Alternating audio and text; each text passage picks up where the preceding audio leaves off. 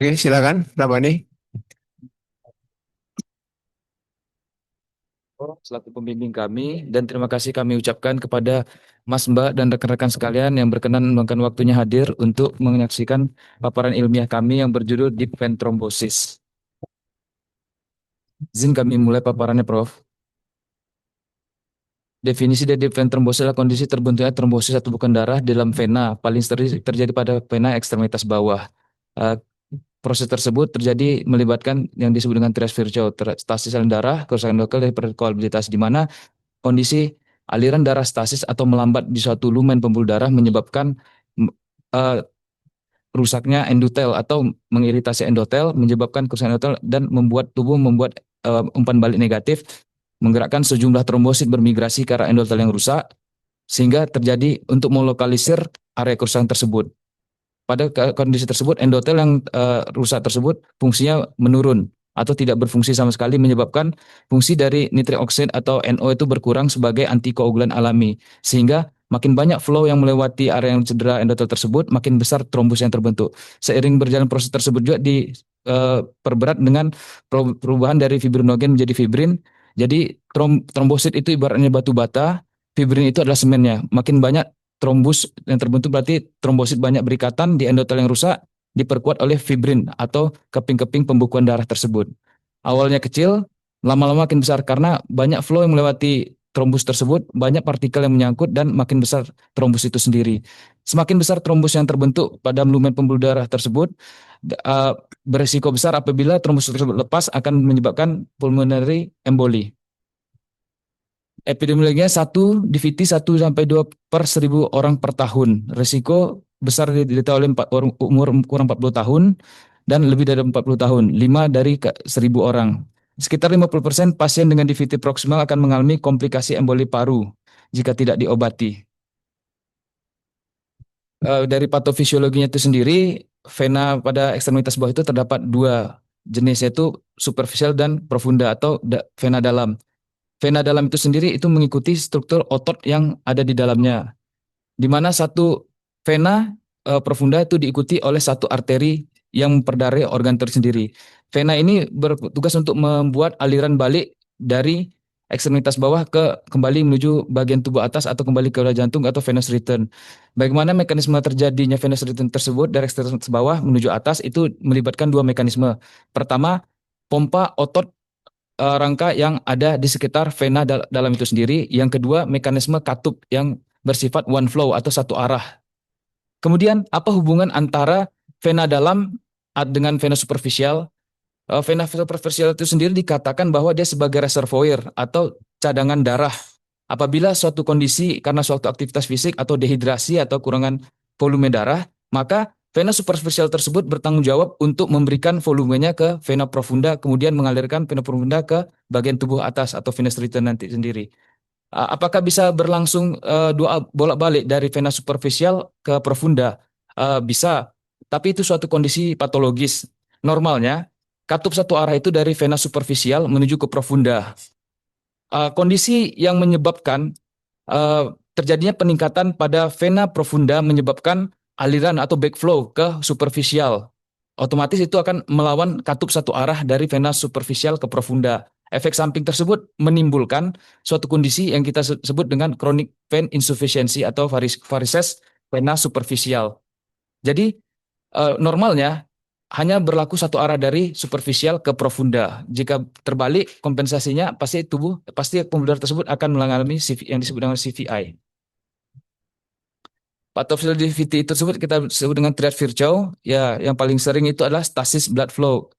Aliran darah yang melambat itu akan menyebabkan kerusakan endotel tadi pada kasus tirah baring yang lama, tidak ada pergerakan kaki contoh dalam perjalanan atau menggunakan kursi roda pada penerbangan kaki tertekuk, aliran darah tidak lancar, kondisi sepsis, kegemukan atau pada kondisi kehamilan di mana aliran darah balik ke bagian tubuh atas terhambat karena suatu massa yang menjepit suatu pembuluh darah itu sendiri. Kemudian kerusakan endotelial pembuluh darah itu sendiri dapat disebabkan trauma langsung akibat iatrogenik atau tindakan pembedahan, penggunaan kateter vena sentral, infeksi sistemik atau sepsis, kanker, obat kemoterapi. Gitu.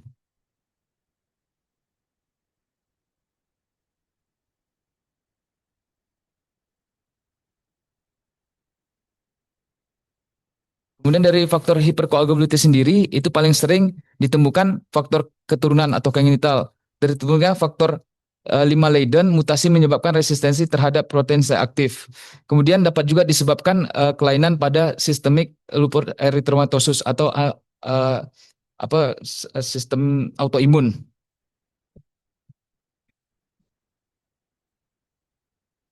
Ini yang kami jelaskan tadi, jika terjadi injury atau cedera pada endotel pembuluh darah, maka akan terjadi migrasi sejumlah besar trombosit ke area endotel yang rusak tersebut. Tujuannya adalah untuk melokalisir kerusakan.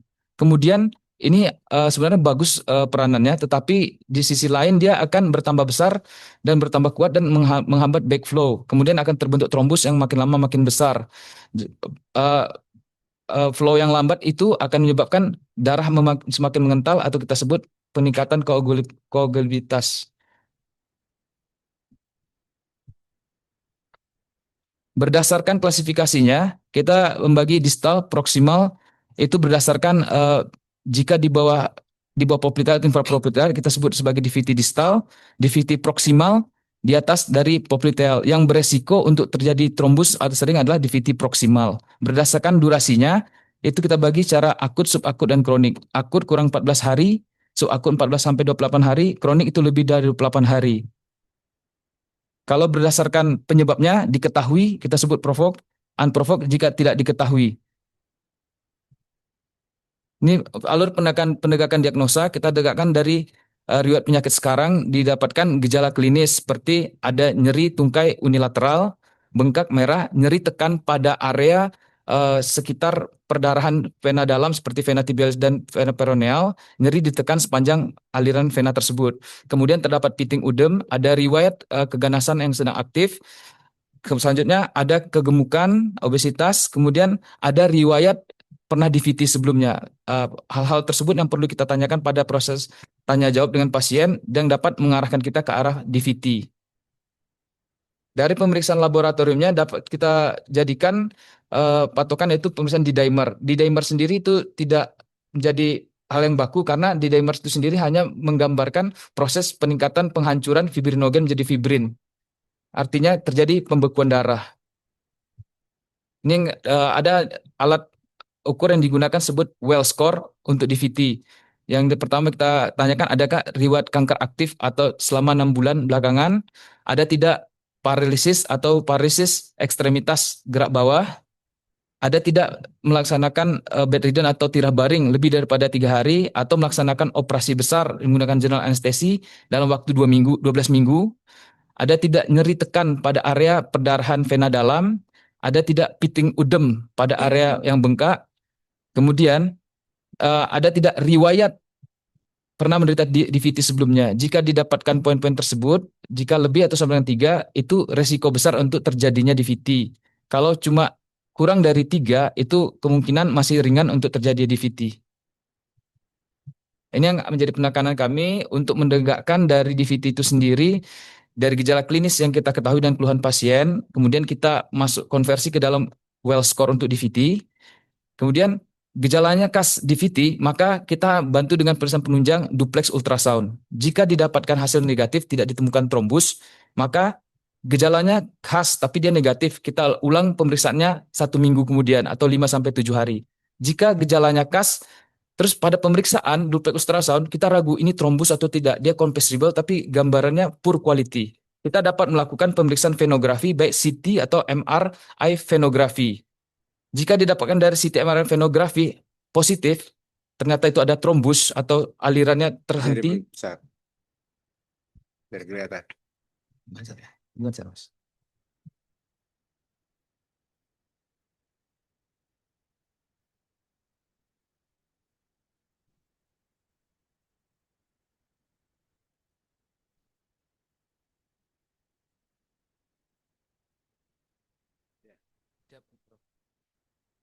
Kami jelaskan kembali, Prof. Dari gejala klinis dan riwayat penyakit sebelumnya, pasien curiga ke arah DVT, kita menggunakan alat ukur tadi well score untuk DVT, didapatkan gejala atau resiko tinggi menderita DVT, kita konfirmasi dengan pemeriksaan penunjang duplex ultrasound. Dengan duplex ultrasound, jika tidak ditemukan tanda keterlibatan trombus, maka kita lakukan pemeriksaan ulang 5 sampai 7 hari atau seminggu kemudian karena gejalanya masih khas. Apakah seminggu kemudian terdeteksi trombus itu sendiri? Jika dari hasil pemeriksaan duplex ultrasound itu poor quality atau meragukan kita dapat melakukan pemeriksaan lain yaitu CT atau MRI venografi. Jika didapatkan hasil positif, ada aliran yang terputus, kita harus mengkaji lagi. Dia DVT-nya teridentifikasi penyebabnya atau provok atau unprovoked tidak teridentifikasi. Jika dia teridentifikasi, contohnya dia ada kehamilan, keganasan, atau ada tirah baring lama, kita harus mengkaji penyebabnya apa, kita perbaiki. Nanti itu akan memperbaiki kondisi dari DVT-nya. Jika tidak diketahui penyebab dari DVT-nya, tapi dari penunjang dan gejalanya khas, maka kita harus kaji screening sesuai dengan jenis kelaminnya. Laki-laki screening kanker kolorektal dan prostat. Apakah itu penyebabnya terjadi DVT? Kalau pada wanita di screening CA mame dan CA ovarium dan cervix. Apakah keganasan tersebut menjadi penyebab dari DVT? Kemudian penyebab lain dari DVT unprovoked dapat juga autoimun. Kita periksa kalau autoimun itu antiphospholipid antibodies. Kemudian kalau dari penyebabnya itu sendiri ada kelainan kongenital, gangguan pembukaan darah, kita harus memeriksa trombofilia kelas 2, trombofilia ya. Kita harus periksa faktor pembekuan darahnya. Jadi yang tidak teridentifikasi kita lakukan ke tabel yang 3 ini, Prof. Beda halnya kalau tadi kita gunakan well score didapatkan DVT resiko rendah. Kita konfirmasi dengan pemeriksaan D-dimer, apakah D-dimernya meningkat. Kalau meningkat, kita lanjut ke pemeriksaan duplex ultrasound. Jika duplex ultrasound terbukti ada keterlibatan trombus, berarti kita langsung masuk ke terapi dari si DVT itu sendiri. Jika ragu, kita masuk ke tabel yang tadi, pemeriksaan CT atau MRI venografi. Jika didapatkan gejalanya tidak khas atau faktor risiko rendah, berarti periksa D-dimer negatif atau kurang dari 500, berarti dia bukan termasuk kriteria dari DVT.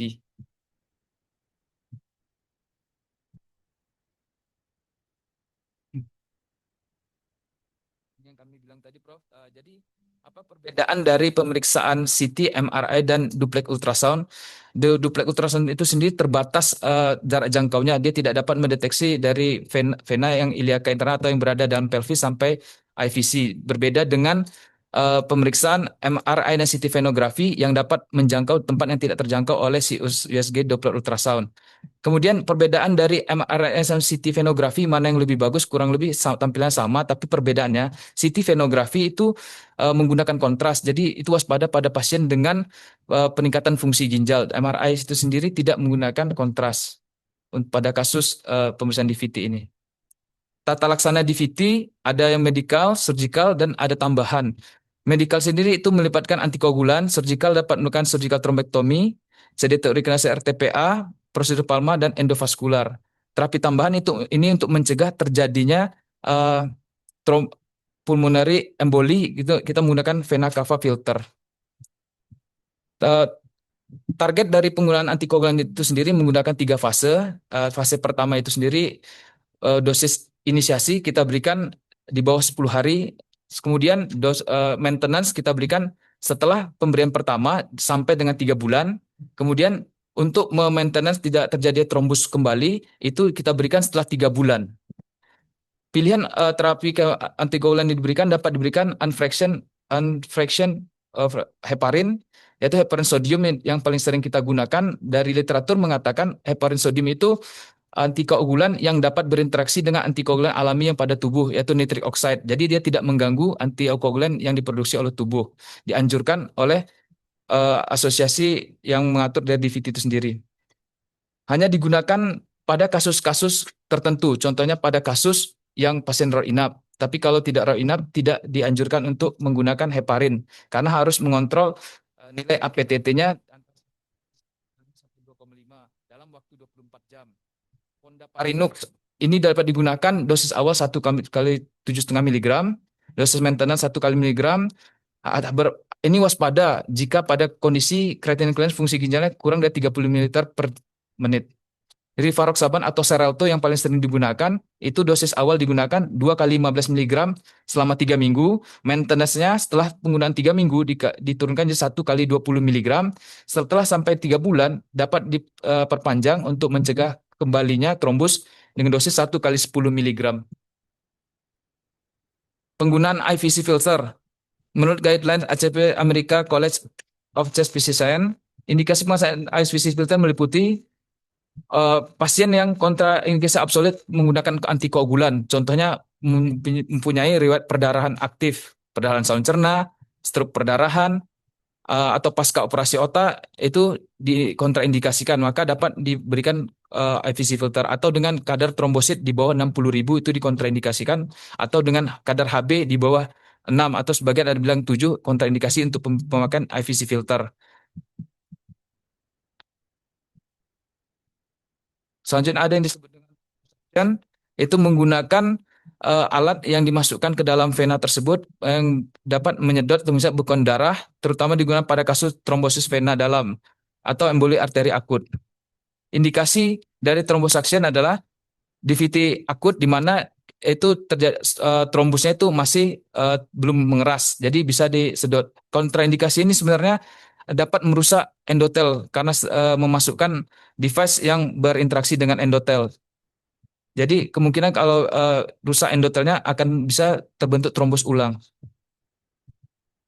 Femoral crossover bypass palma bukan terapi utama pada DVT. Indikasi khususnya itu pada trombosis vena ilofemoral kronis dengan sumbatan total dan gagal terapi konservatif. Sindroma pasca trombotik berat, udum kronis, ulkus atau nyeri berat. Sindrom mitokondrial dengan trombus kronik unilateral, kegagalan trombolisis, maka dapat digunakan stenting vena. Tidak ada aliran kolateral yang cukup. Demikian, Prof. Baik. Kira-kira bisa ngerti semua apa enggak ini yang dia anjungan apa nih? Kan bacanya cepet ya.